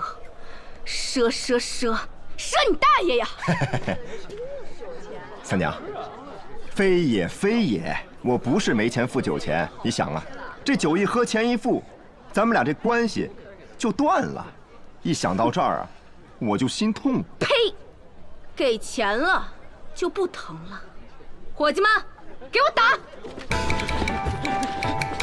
哎，三娘，我是个读书人啊，往死里打！咱们有话好好说，有话。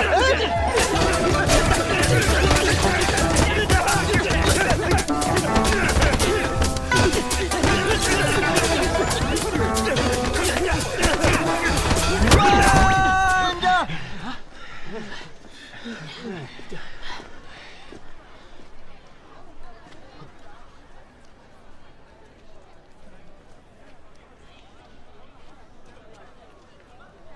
这世间所有的动情，都是因为真心。三娘，我对你的真心，你为何就感受不到呢？感受你大爷！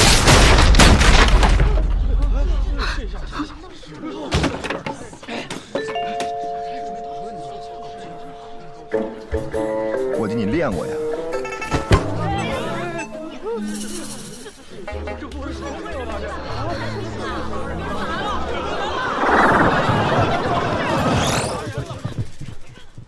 老板娘，这咋弄？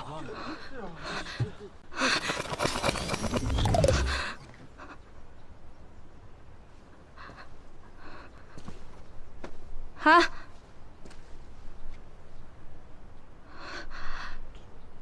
不会真死了吧？嘿嘿，没事儿。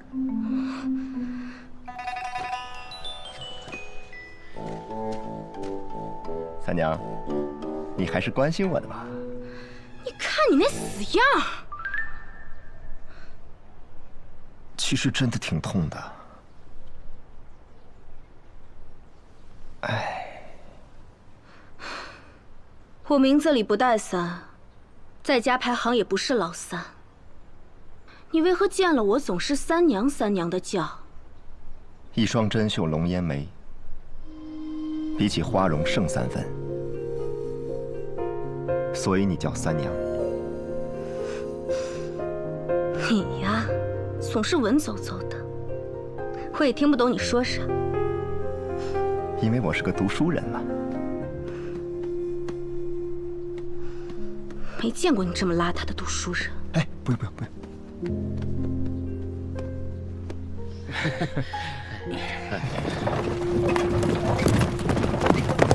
这，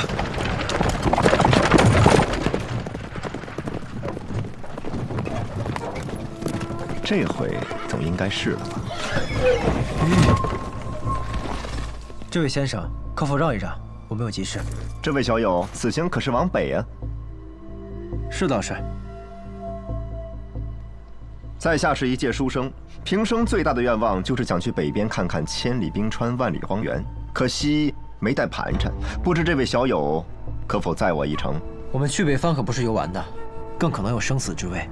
先生若想同行，怕是不妥。嗨，妥的，找的就是你们这样的人。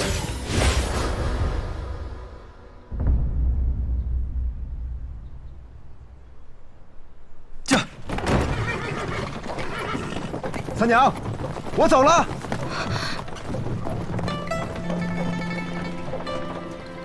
嗨，记得下次回来把那酒钱补上。酒喝了钱未付，这缘分就断不了。走了，这。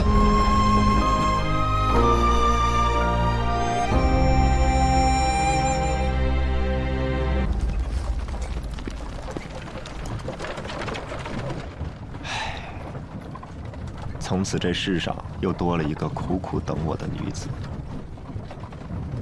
你是谁？你小子就叫百里东君吧？你怎么知道？我当然知道，因为我的名字叫君玉，谦谦君子的君，温润如玉的玉。这个银锭足够你从这里到最北边。下去吧，这个马车你坐不得。君子爱财，取之有道，多谢啊。不过我还是觉得坐在你们的马车上比较舒服一些。我告诉你，我现在真的很没有耐心。东君，我觉得这位先生不像是坏人。就是，像我这般温润如玉的公子，哪里看得出来像坏人啊？还是姑娘明事理。到底有完没完？少年郎，你的戾气很重啊。学堂之人应该有君子之气，君子有喜气、怒气、霸气、秀气，甚至可以有杀气，但唯独不能有戾气。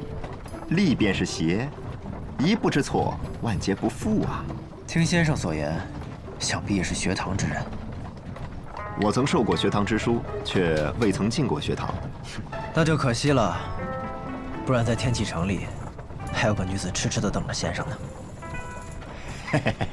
别叫我先生，谦谦君子，温润如玉吧。你看你这身行头，哪里谦谦公子，哪里有温润如玉了？君子有形却忘形，心有玲珑便如玉。这位先生确实当得上一声君子，可至于这如玉，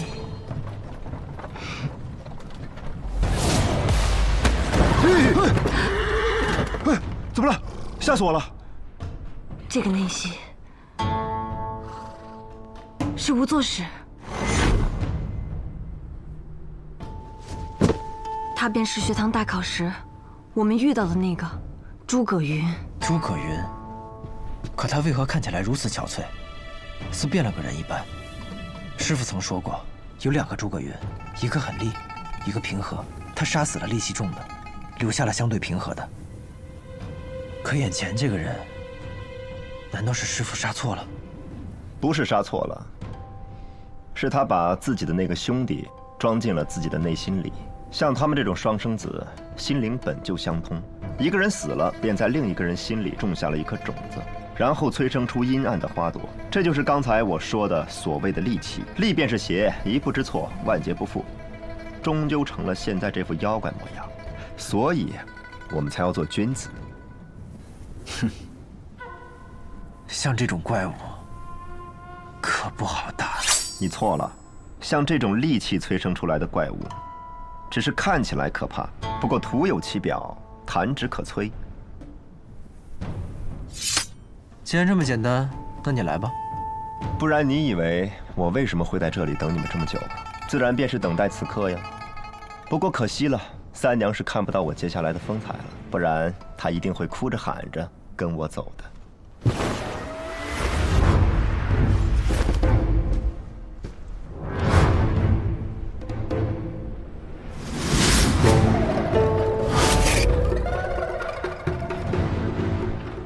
学堂君谕，请赐教。